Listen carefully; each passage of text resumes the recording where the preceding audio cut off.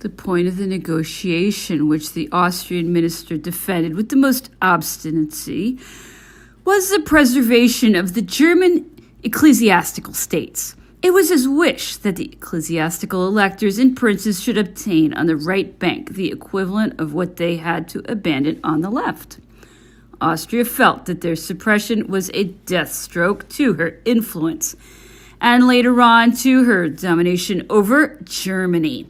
But the compensation which Austria asked in their favor would have absorbed the greater part of the lands available on the right bank, and certain princes whose inheritance belonged to their families would have been deprived of a compensation which the losses they had suffered gave them the right to claim. Besides, the abuse of preserving to the ecclesiastical authority temporalities to defend and the inconvenience of leaving Germany split up into thousands of little princedoms or lordships, exercising sovereign rights, had long stood in need of reform. One only of the 4 ecclesiastical electors was maintained. His seat was transferred from Mayence to Ratisbon. Austria also ardently desired the maintenance of the Grand Duke of Tuscany in Italy. At the opening of the Congress, this prince would have been able to retain his states. Austria later on limited her demands on his behalf to the 3 legations, which at first she had desired for herself. But she was to lose Italy as she had lost Germany. The Duchy of Salzburg was the indemnity awarded to the Grand Duke. The maritime interests of France, the safety of the new Italian states, and the necessity of removing the inimical influence of Austria from this country decided the first consul to take advantage of his victories. Personal overtures made by Monsieur de Cobenson to Joseph Bonaparte were, for the French plenipotentiary, only one reason, though more, to insist on the cession of Tuscany, which was granted. An ultimatum was notified to the Austrian minister. Despite of all of its efforts, the threat of desperate measures, the Vienna cabinet was forced to yield, regretting bitterly not having listened to the first proposals made by France.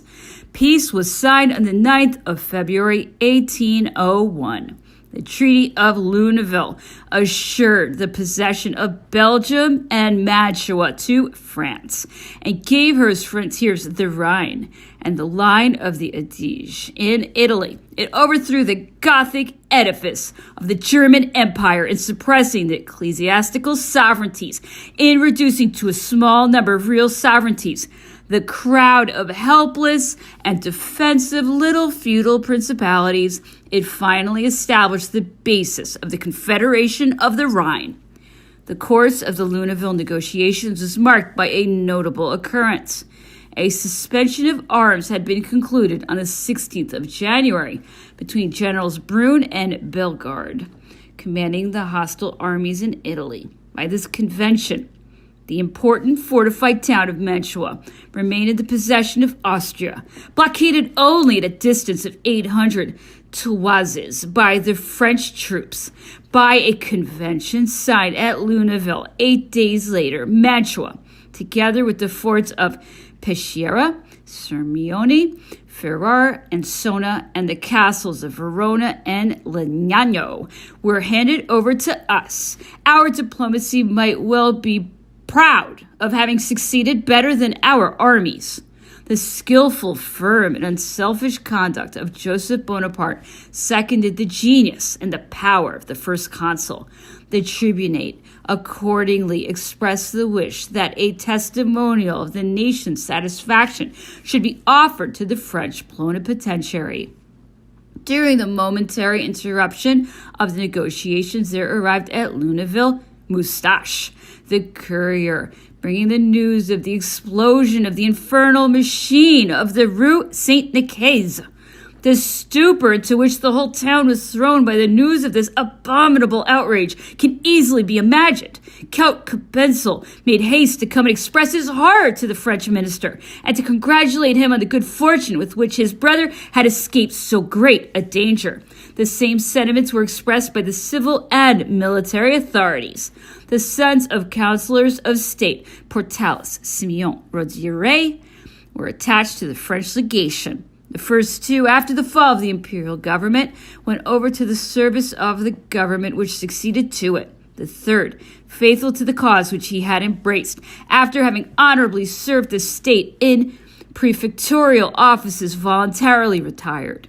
He applied part of his activity and of his talents to directing the glass works, which were the foundation of the fortune of his family, and beguiled his leisure hours with the study of letters. Monsieur de la Forêt, secretary to the legation, brought Monsieur de Moustier, son of the former minister of Louis XVI, under whom he had been consul in the United States, to Lunéville. He treated this young man, who afterwards married his daughter, as a son. Moustier was appointed secretary of legation in Saxony at the end of the Congress. He then and afterwards served in the embassies with the greatest zeal. His father, one of the most devoted agents of the Comte de Lille, sought in vain to draw him over into the enemy's camp.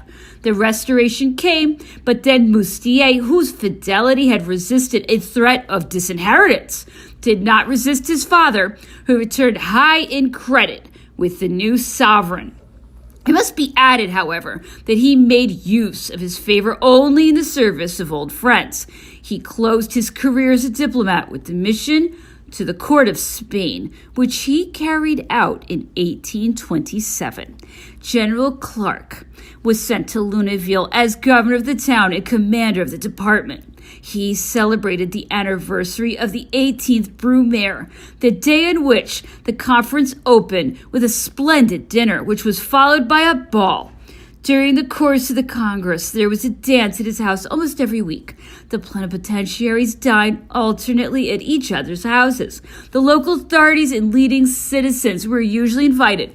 Mild gambling was indulged in, or an hour was spent at the theater where a fair troupe was performing. In the intervals of the negotiations, we made several excursions in the neighborhood of Lunéville, visiting the glassworks, the paper mills, and the various factories of the Vosges, the Rossière stud farms, and the salt pits at Dieuze and Moyenvic. The former castle of King Stanislaus had been decided upon for the habitation of the plenipotentiaries, but as it was recognized that it would be some time before it could be put into proper state of repair, and that this would also cost a considerable sum of money, 2 private houses were hired for them instead. The minister of France lived at the house of Monsieur de Fresnel, whose son, like the majority of Lorraine officers, was in the service of Austria. There were a number of retired generals at Lunéville who were frequently invited to the houses of the plenipotentiaries.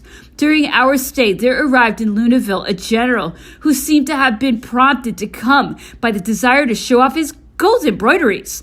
It was apparently by the mistake of one of the representatives of the people that he had been promoted to such high rank. The naivete of his fanfarronadas was for a time the delight of the town. People used to get him to relate how, in a battle, his bravery and excellent appearance had attracted the attention of Suwaroff, who cried out, "Who is this young Frenchman who brings terror and death into our ranks?" "Marshal, it is generally about." "I thought so." Monsieur Hugo, major of the 20th Demi Brigade, a young officer full of fire and activity, who had served during the previous campaign on the staff of General Moreau, was charged with the command of the garrison of Lunéville under the orders of General Clark. Joseph Bonaparte became king of Naples. He summoned this officer, whom he had learned to know and to appreciate during the Congress, to his army. General Hugo followed the king to Spain, where he rendered important services, and returned to France with him in 1813. He had published some memoirs, preceded by a very interesting preface written by his eldest son, Abel Hugo, author of highly appreciated works on his campaigns and chiefly about the military events in Spain. The youngest son of the general, Victor Hugo, has won a European reputation and is the author of a large number of prose and poetical works in which the beauties and the defects of a brilliant imagination, to which the study of good models has not been wanting, but which has enfranchised himself from the old past to open out for itself a new road, may be noticed.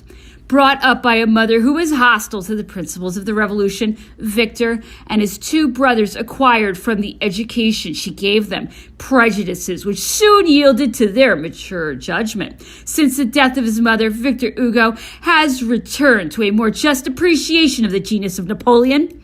He is today one of the greatest admirers of the benefits of his rule and of the military glory of France, in which General Hugo participated. I must not omit to mention the arrival of young Anatole de Lowenstein in Luneville, who was brought there by his father to be introduced to his uncle, Count de Cobenzl. Anatole was 12 or 13 years of age at the time of his visit to Luneville and was a charming child. The events of the Revolution of 1789, which brought about the suppression of feudal rights and caused losses to every type of the Lowenstein family, were the principal causes which destroyed the fortune in which Anatole had a claim. He had had the prospect of still being rich.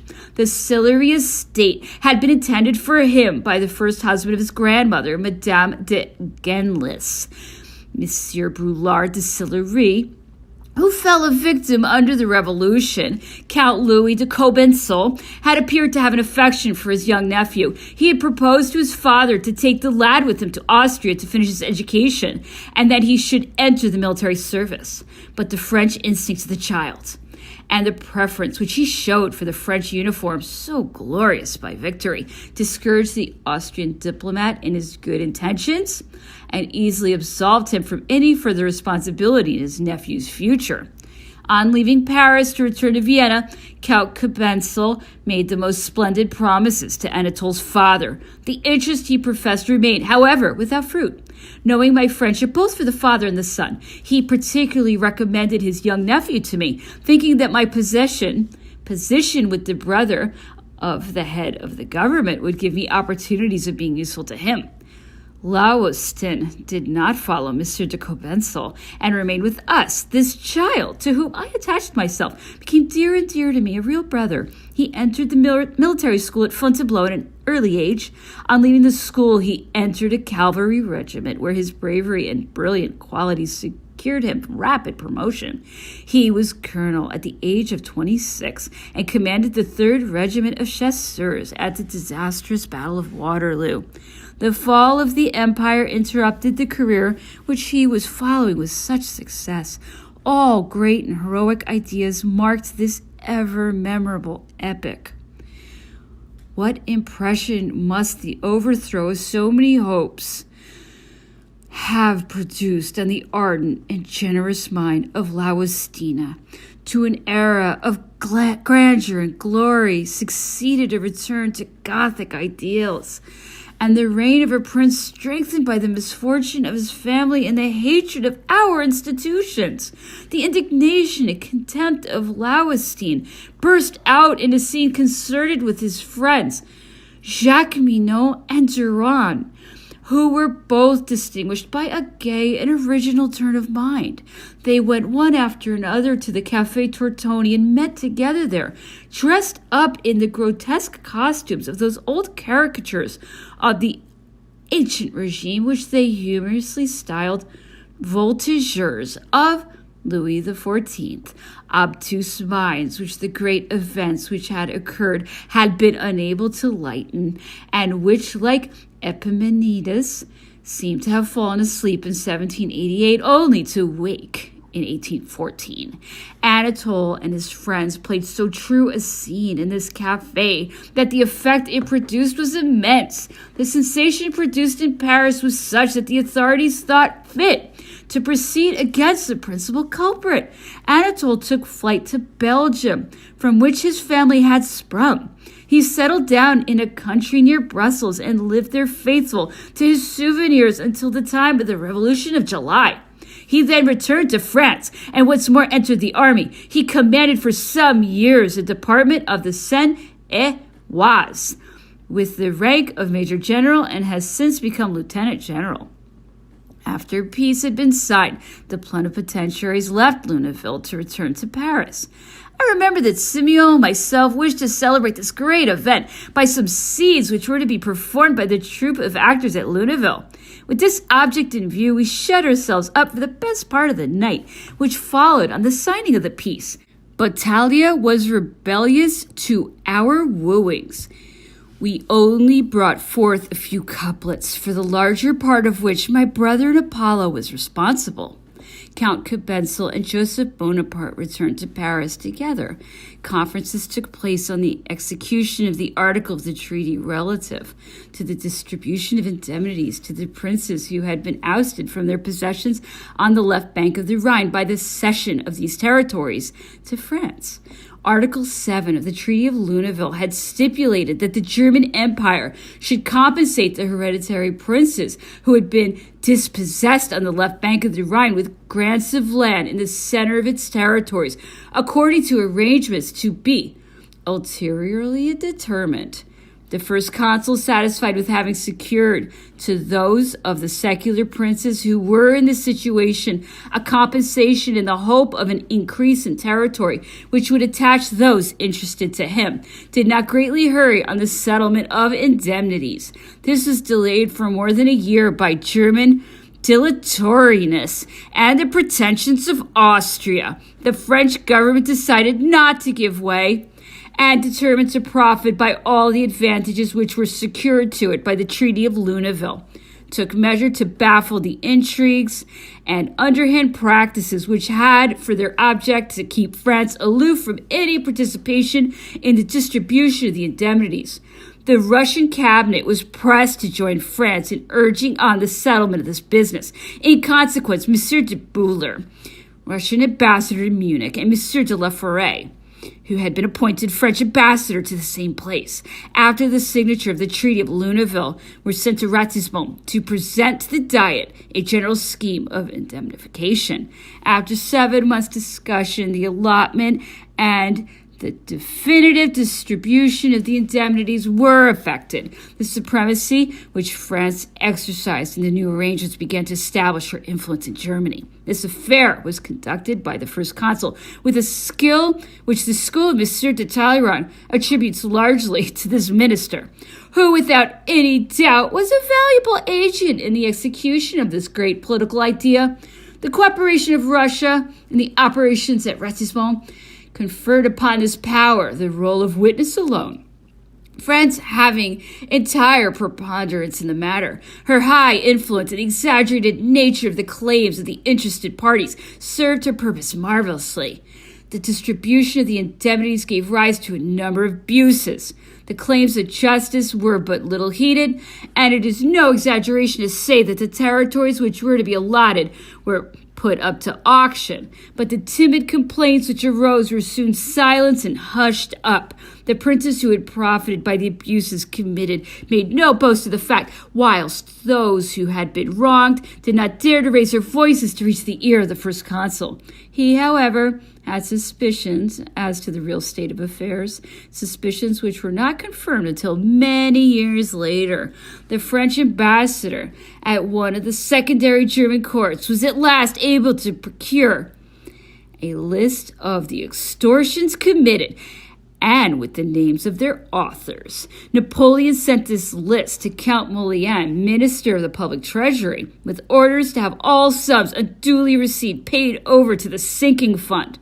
The cares of war and various other considerations prevented him from rigorously pursuing the execution of this order. The restoration saved the purses of the guilty, who had the double advantage of remaining unpunished and of securing the favor of the new government by claiming to be the enemies and victims of the government which had just fallen. Joseph Bonaparte spent most of the summer of 1801 on his fine estate at Montfontaine.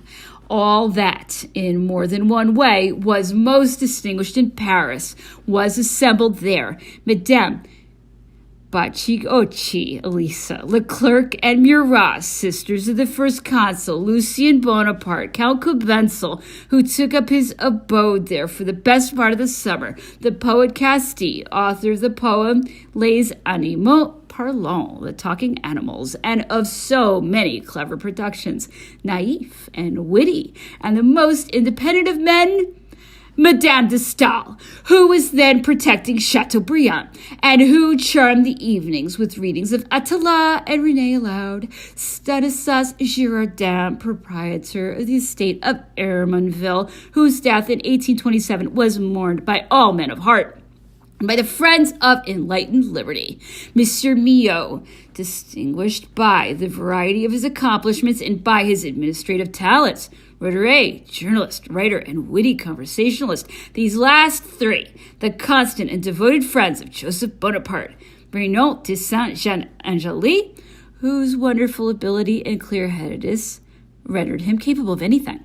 Monsieur de Jacquecourt, a model of urbanity, who had raised the affections of his heart to heroism, and whose attachment to the Bourbon family awoke in 1814, but who seemed attached to his hosts by a sincere devotion. The poets Arnaud, Andrieux, Boufflers, Fontaine, Madame de Boufflers, C. Devant, Madame de Sabrin, amiable and witty, Marmont, Chauvelin, Mathieu de Montmorency, who, on account of a former liaison with Madame de Stael, frequently came to Montfontaine. And finally, many other French and foreign politicians and litterateurs found an abode of delight in this beautiful place. The days were spent shooting, fishing, walking, and in games. In the evening, there was music or reading aloud. Sometimes a proverb or charade was acted. Monsieur de Cobenzl knew our poets and chiefly our dramatists by heart, and would repeat comic scenes with a verve that was nearly buffoonery. He used to organize little games, charades, or tableaux vivants, in which he always had a part, and in which the sisters of the first consul always played the principal roles. Count Cobenzl spoke French without any accent, and had nothing German about him but his name. Although clumsy, big, fat, and short, his manners were easy and graceful. His conversation, as a general rule, was superficial and abounded in witticisms. His wit was ingenious rather than profound.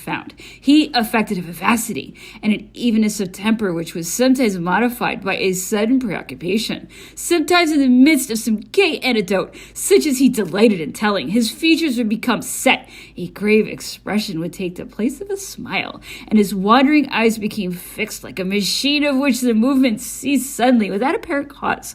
His affectation of appearing delighted with everything, and of finding that everything was proposed to him was just what he had been wishing for, was vexation of soul to excellent Madame Bonaparte, who was never able to detect in him a preference for anything whatsoever. Monsieur Opé, his only secretary, was the type of a German embassy employee. He was a little man, already past the middle age, with large, wrinkled eyes, fatigued by the assiduity with which he had deciphered old charts and written out diplomatic notes. He was so short-sighted that his nose played as great a part in his work as his eyes.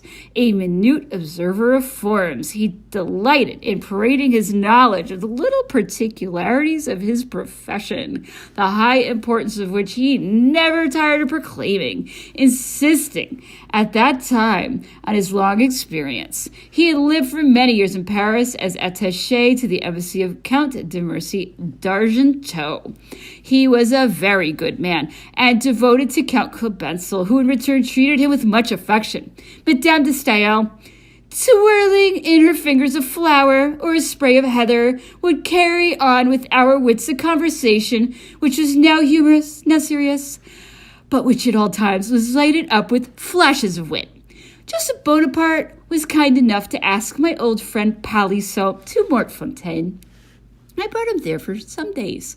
This veteran of the great wits of the age of Louis XV, whose life had been spent in drawing rooms, witnesses of his triumphs, found himself out of his sphere at Montfontaine. Each epoch has its ideas, its tastes, and its particular character. Palissot was received with distinction and was treated with the deference due to his age. But though sensible of the regard which was shown him, he, though, made an effort to raise himself to the diapason of a society which was new to him. It was evident that he felt himself entirely out of his element. He ere long returned with pleasure to the solitude which he had left for a world which was not in accordance with his habits, and which disagreed with his remembrances. The poet Castille used to recite at nights what he had composed during the day. He wrote a part of his poem, Les Animaux Parlants, at Montfontaine. He was frequently to be seen sitting at the foot of one of the centennial trees, which shaded the rocks scattered here and there on the slopes of the lakes, seeking the inspiration which never refused itself to his facile genius. Castille was the poet laureate of Vienna. He succeeded Metastasio, this post of poet, to the imperial court, which died with him. He had been presented at Montfontaine by Monsieur de Cobensil. At that time he was nearly 80 years of age, but had preserved all the verdure and vivacity of his younger days. Endowed with an iron constitution, he had vigorously triumphed over a disease which can be cured only by the most violent remedies, and the only trace of it which remained was a kind of snuffling, which interfered to some extent with his pronunciation. He was in continual warfare with Madame Leclerc, Pauline, and Murat Caroline, who had selected him as their victim. Now they would snatch off his wig whilst he was sitting in grave meditation in his armchair. Now they would come and mix up the figures on the chessboard just as he was absorbed over some difficult move. And so it was that he bore them a grudge and refused to adjust any of the verses which caused him so little trouble to either of them. He was better disposed towards Madame Bachiot. I can't say the thing.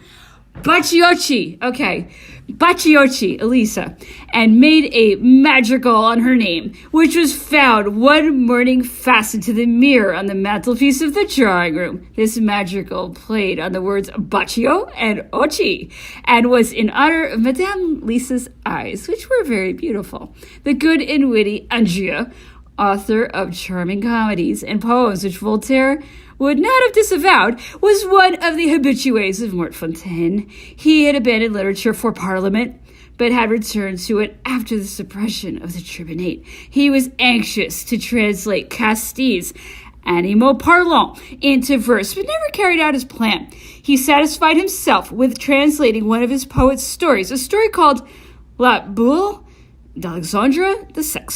Frequent parties of coursing and shooting were given at Montfontaine under the direction of General Berthier and Monsieur Danucourt, who were rehearsing, the former for the post of Master of the Hounds and the other for that of Captain of the Hunts.